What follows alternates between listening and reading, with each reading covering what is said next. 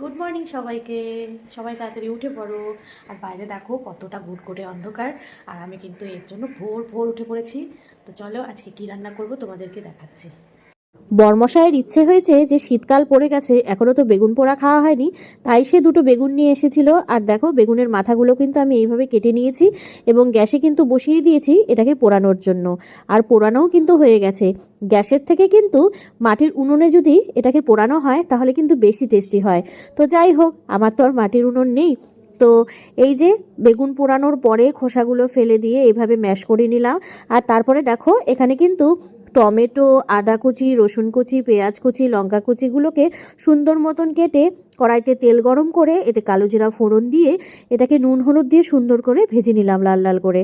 আর তারপরে কিন্তু একটু ম্যাগি মশলাও দিয়ে দিয়েছি।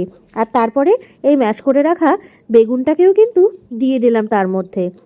আর সঙ্গে দিয়ে দিলাম অল্প সামান্য গরম মশলা। এবার কিন্তু অনেকক্ষণ ধরে নাড়ানাড়ি করতে হবে।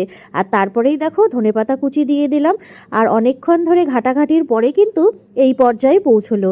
এটাকে তোমরা বেগুন ভর্তাও বলতে পারো। বেগুন পোড়া কিন্তু অনেক ধরনভাবে খাওয়া যায়। তো আমি কিন্তু আজকে তার মধ্যেই একরকমভাবে বানিয়ে নিলাম। তো আমার ভিডিওটা কেমন লাগলো অবশ্যই কিন্তু জানিও। টাটা।